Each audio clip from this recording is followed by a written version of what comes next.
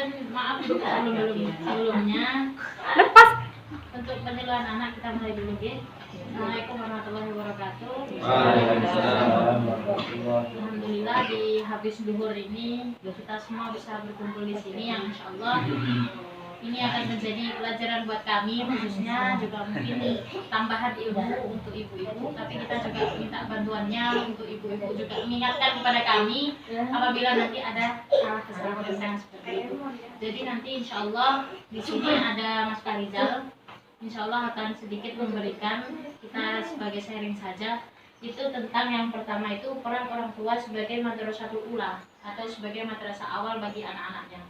Nah nanti untuk yang kedua itu tentang peran orang tua, bagaimana cara mendidik anak dalam perihal agama. Jadi agama dasar. Jadi untuk poin 1 sama 2 itu berkaitan. Jadi yang pertama itu madrasatul ula dan yang kedua itu adalah perihal agama. Jadi nanti monggo kita sharing bersama, kalau kami ada salah juga mohon diingatkan. Seperti itu ya Bu. Dan untuk selanjutnya saya serahkan kepada Mas Farizal. Monggo. Assalamualaikum warahmatullahi wabarakatuh. Waalaikumsalam. Bismillahirrahmanirrahim. Alhamdulillahirrahmanirrahim. Assalatu wassalamu ala asyrafil anbiya wal mursalin sayyidina wa maulana Muhammad wa ala alihi wa sahbihi wasallam ajma'in. Amma ba'du. Untuk ibu-ibu wali santri yang insya Allah selalu dimuliakan oleh Allah, di sini kami semua mahasiswa dari Universitas Sunan Ampel akan melakukan penyuluhan. Penyuluhan ini memiliki tema peran orang tua terhadap anak-anaknya dalam pembelajaran agama. Ini bukan masalah agama aja, mungkin juga ada sedikit pembelajaran tentang sosialisasinya kepada masyarakat sekitar. Sini saya mulai dari pembahasan pertama, yaitu bahwasanya orang tua itu sebagai madrasatul ula atau pembelajaran pertama untuk anak-anaknya. Jadi di sini orang tua itu dituntut untuk melakukan pembelajaran kepada anak-anaknya, yang mana pembelajaran itu dimulai dari lingkungan keluarga, dan orang tua memiliki peran penting atau peran utama dalam pembelajaran tersebut. Allah sendiri telah menganugerahkan kepada orang tua selaku orang tua memiliki naluri sebagai pembimbing anak atau sebagai peran pembelajaran untuk anak. Pada pertama kalinya anak mengenal apa itu tentang ibadah, apa itu tentang mengenal Tuhannya, apa itu tentang mengenal nabi-nabinya. Itu orang tua sangat penting dalam pembelajaran tersebut. Yang kedua, ini ada pembahasan tentang pentingnya peran orang tua dalam pembelajaran agama. Di sini orang tua itu sangat berpengaruh, gitu. Saya memberikan contoh sendiri dalam kehidupan sehari-hari saya. Itu dulu saya itu pernah ada masa di mana saya itu disuruh menjaga adik saya yang masih kecil. Itu karena orang tua saya sibuk bekerja. Di situ saya dimulai dari adik saya umur 1 tahun sampai sekarang itu menginjak TK, itu saya semua yang ngurus. Jadi mulai dari mandinya, dari makannya, dari semuanya, termasuk dari pendidikan agamanya. Itu juga saya berperan dalam mendidik adik saya itu. Jadi saya itu memberikan contoh-contoh yang baik kepada adik-adik saya. Mungkin seperti ketika saya sholat, itu adik saya suruh di samping saya gitu, di samping saya untuk menunjukkan. Dan ketika saya mengaji, mungkin adik saya juga mendengarkan. Nah itu kemudian bisa menjadi rekaman adik saya itu. Dan alhamdulillah menginjak dewasa ini adik saya sudah bisa sedikit-sedikit mempraktekkan sholat, walaupun itu nanti belum bisa sepenuhnya dalam pembacaannya, dalam bacaan-bacaan sholatnya. Dan alhamdulillah di dalam mengajinya juga lancar.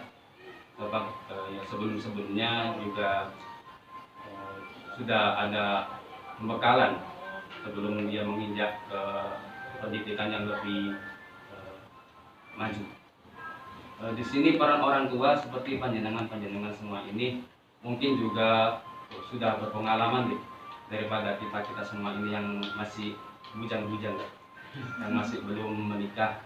Mungkin panjenengan ini sudah berpengalaman menjadi orang tua, mungkin sudah berpengalaman menjadi pendidik bagi anak-anaknya, dan nanti kita ini akan saling sharing dalam hal bagaimana sih orang tua dalam mendidik anak itu menggunakan metode apa, dalam mendidik orang tua itu seperti apa hal yang perlu ditanamkan kepada anak-anaknya. Contoh halnya juga seperti panjenengan ini menitipkan anak-anaknya di TPQ. Ini salah satu bentuk ikhtiar ya. Bentuk ikhtiar panjenengan untuk melancarkan mengantarkan anaknya menuju hal-hal yang positif. Karena di TPQ ini banyak ustadz-ustadzah yang sudah berpengalaman dalam bidang mengajinya, dalam bidang Al-Qur'annya. Itu ibu-ibu juga sangat beruntung apabila menitipkan anak-anaknya di TPQ ini. Seperti Mbak Melinda sendiri juga sudah ahli dalam bidang Al-Qur'annya, dan insya Allah Mbak Lina juga sudah paham masalah Al-Qur'an. Alhamdulillah, mungkin ibu-ibu ini bisa menjadi contoh baik bagi kita semua nanti apabila kita semua sudah menjadi orang tua gitu. Mungkin begitu materi yang bisa saya sampaikan, dan untuk selanjutnya saya kembalikan kepada Mbak Imah selaku moderator. Monggo Mbak Imah. Terima kasih. Mungkin tadi sedikit lah pembukaan dari kami, kita lebihkan ke sharing-sharing mawon. Mungkin ibu-ibu kalau misal mau bercerita, mau curhat atau mau cari apa gitu, monggo. Mungkin kita juga bisa belajar dari ibu-ibu sedaya. Mungkin ada yang bagaimana sih pengalaman jikalau anaknya itu disuruh mengaji, apa sulit gitu, apa harus mengkrak dahulu. Api wis, api.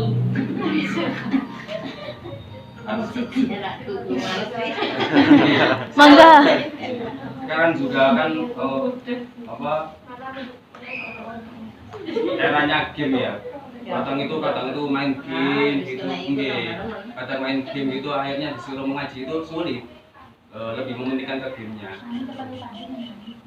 Nangis mbak, Begitu jadi ya. ngaji ku nangis, itu kakek atusku nangis, enggak ngaji ya, kenapa enggak ngaji?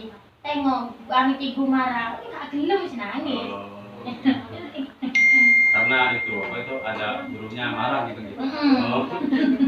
Itu juga menjadi peran penting guru dalam. Jadi bentak mas titik-titik, belum ngaji. Terus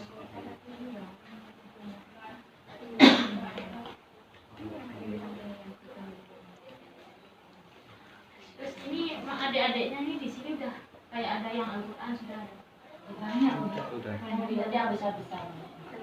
Kalau ibu-ibu ini putra putrinya sudah masuk ikro, tilawati. Tilawati Kayak di sini. masih tilawati. Tilawatinya kan ada 1, 2, 3. Iya.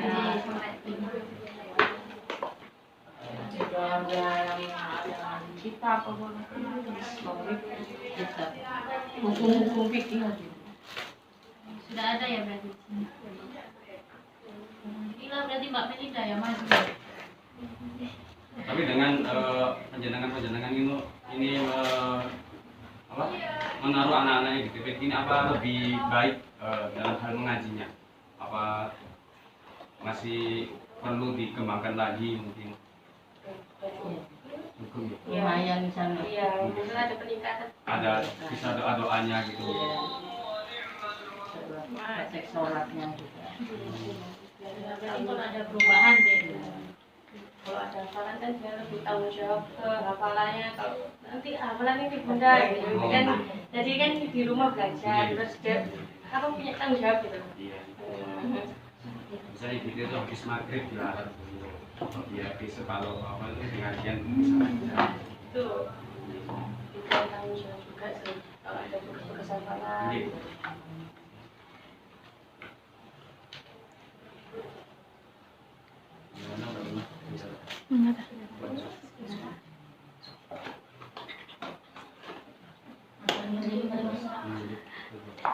Mungkin untuk penyuluhan sedikit mawon, soalnya kita juga mohon maaf masih minim untuk masalah ilmu, jadi kami juga masih menuntut ilmu dan mencari ilmu.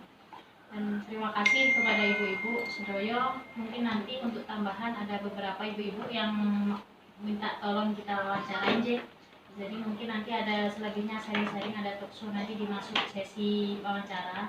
Jadi mungkin untuk penyuluhan ini kami cukupkan, dan mohon maaf apabila minimnya ilmu kami, dan mohon maaf apa ada tutur kata dari kami yang kurang berkenan, kami mohon maaf. Sekian, Allahumma fiq lakum wa bihamdika. Assalamualaikum warahmatullahi wabarakatuh. Waalaikumsalam.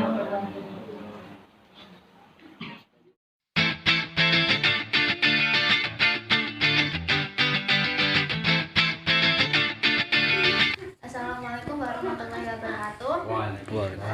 Saya Wulanda Valeki dari kelas HKI 5D. Kami dari kelompok TPQ Kali Anak.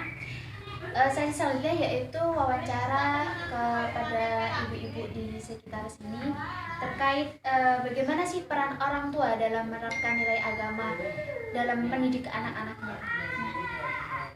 Saya bersama dengan Ibu Sari. Yang pertama Bu, menurut Ibu, bagaimana sih peran orang tua dalam mendidik anak itu? Peran orang tua ya penting, tapi khususnya yang penting ya ibu, karena ibu kan sering di rumah. Nah, jadi ya kayak membujuk untuk sekolah, ngaji, itu ibunya semua. Nah, terkait bagaimana sih caranya jenengan Ibu dalam menerapkan nilai-nilai agama terhadap anak? Ya seperti mendorongnya untuk mengaji, membujuknya bagaimana supaya dia itu tidak bosan, ya mau nurut, pokoknya maulah semuanya, yang penting yang berhubungan untuk kebaikannya sendiri lah. Nah, terkait dalam mendidik anak, adakah tantangan tersendiri bagi Ibu dalam mendidik anak? Ya sedikit-sedikit ada ya, soalnya kan ada anakku ada 2, laki sama cowok. Ya, yang cowok itu yang susah, kalau disuruh hafalan ada tugas itu agak susah memang hafalnya memang, tapi dia itu sedikit apa ya, semangat, cuma ya itu susah aja itu. Nah itu aja kekurangannya. Baik, untuk sampel yang pertama jawaban dari Bu Sari. Selanjutnya mungkin ada wawancara yang akan dimoderatori oleh Mas Ansori. Terima kasih. Wassalamualaikum warahmatullahi wabarakatuh. Waalaikumsalam. Bismillahirrahmanirrahim. Assalamualaikum warahmatullahi wabarakatuh. Waalaikumsalam.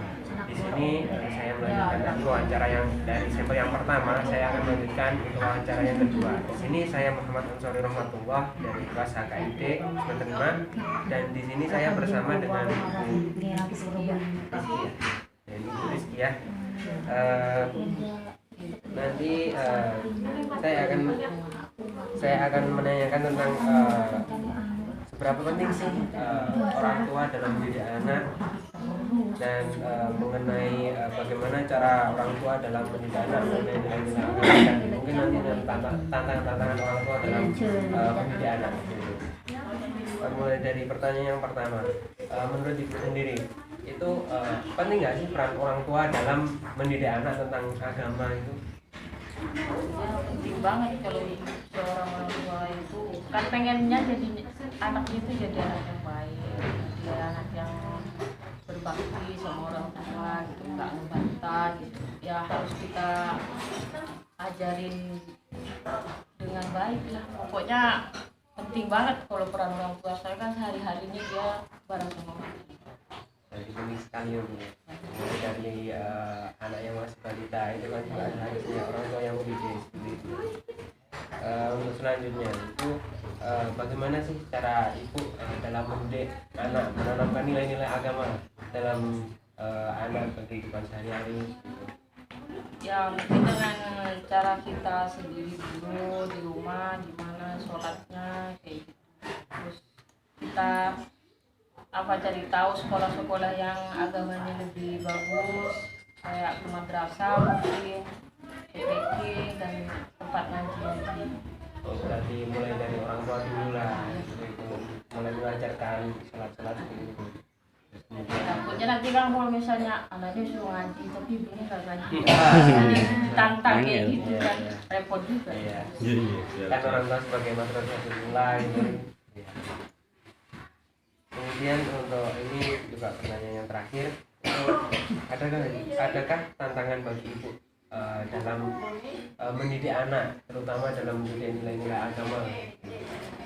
Banyak banget, soalnya anak saya lagi semua deh. Nakalnya itu aduh minta ampun. Ya kalau kayak suruh ngaji misalnya, mah suruh mandi, mah udah jam segini mandi sebentar, mau main ini itu, mau jajan apa. Ya cuma kitanya harus tegas juga, harus disiplin. Kalau sudah jam berapa misalnya waktunya ngaji harus ngaji. Banyak tantangan. Apalagi sekarang kan di era-era sekarang itu kan anak-anak udah pegang HP, udah paham game gitu. Ya harus disita gitu. Mungkin tadi pertanyaan mulai dari seberapa penting tadi kan sebenarnya penting orang tua sebagai madrasah pula, juga cara-cara orang tua mendidik itu juga menyekolahkan anak-anak yang madrasah, kemudian anak-anaknya ya sebenarnya banyak, tapi bagaimana cara orang tua mendidik untuk mendidik anak ini. Ya terima kasih untuk ibu sudah mau diwawancara, dan mungkin itu wawancara dari saya.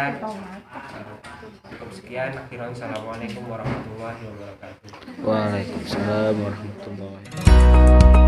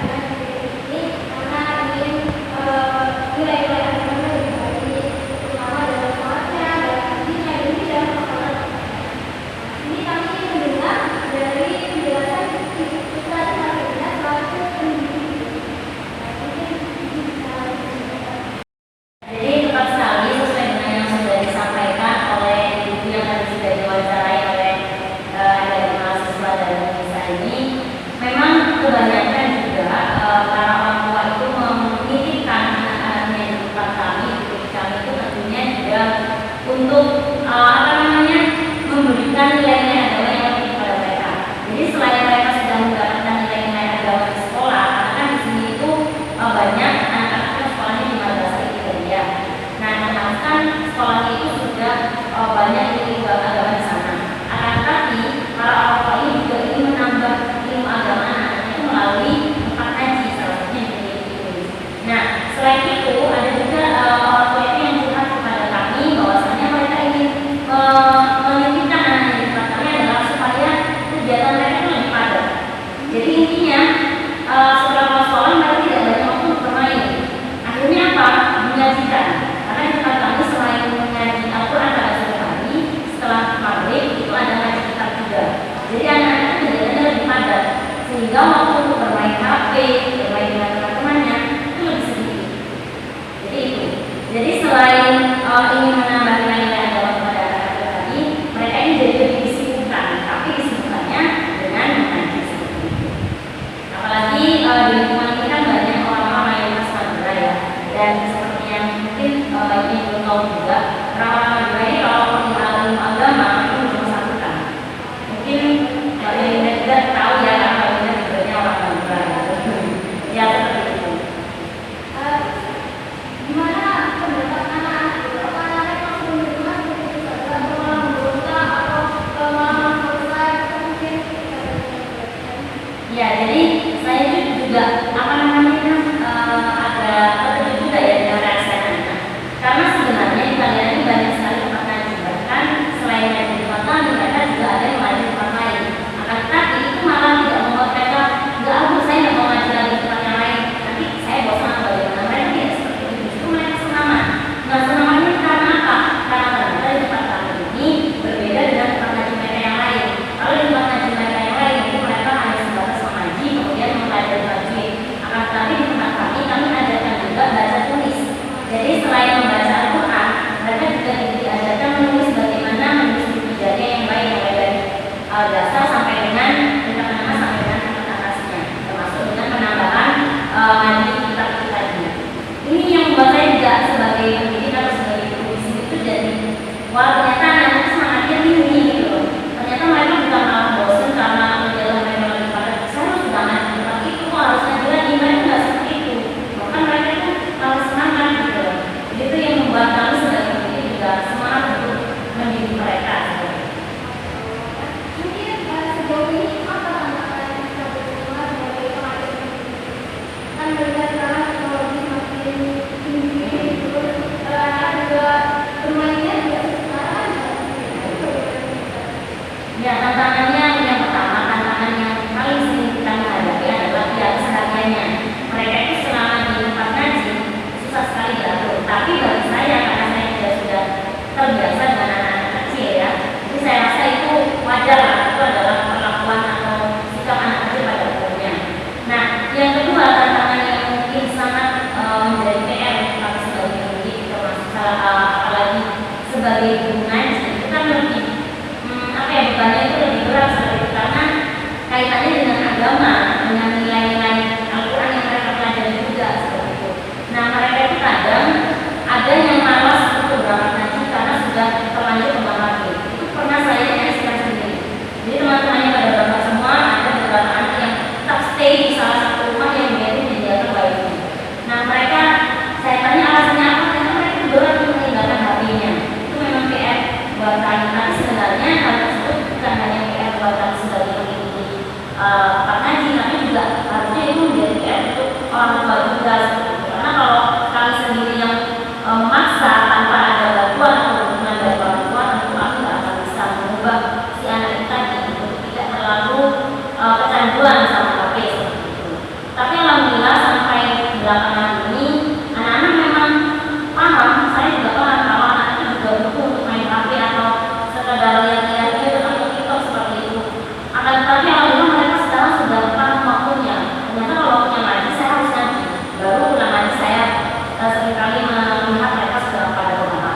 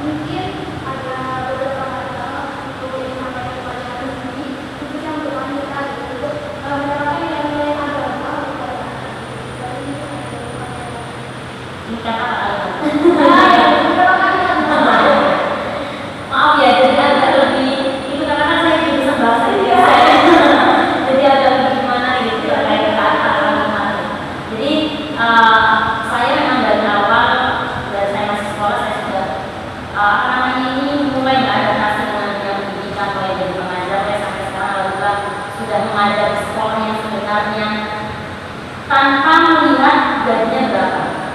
Karena saya juga mau share juga dengan teman-teman yang bukan orang pendidikan. Mungkin ini bukan sudah cerita saya, tapi semua orang sudah tahu gaji guru dibandingkan gaji guru itu tidak berbeda, jauh banget. Bahkan gaji guru ini tidak seberapa dibandingkan gaji guru. Antara B sama B itu beda. Tetapi semangat kami sebagai guru, alhamdulillah kami selalu ingatkan bahwa kami ingin menyalurkan ilmu yang kami miliki, ilmu yang kami punya, apalagi sebagai seorang perempuan, sebagai seorang wanita. Kalau dalam bahasa Indonesia itu saya pernah diajari dosen saya, jangan menyebut wanita, tapi sebut perempuan. Nah, jadi saya menyebutnya perempuan. Sebagai perempuan, kita ini harus membuktikan bahwasanya kita ini memang tidak bisa menjadi tulang punggung. Kami tidak bisa sekuat laki-laki, tapi kami bisa menjadi madrasah tulang.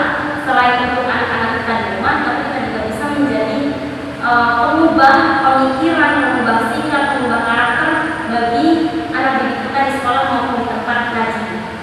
Jadi teman-teman semua, apalagi khususnya sebagai pendidik, tetap semangat meski gaji kita tidak seberapa, bahkan ada yang tidak digaji. Tetaplah semangat untuk menyalurkan ilmu yang kita miliki. Kita buktikan bahwasanya perempuan itu juga punya sesuatu yang bisa mengalahkan laki-laki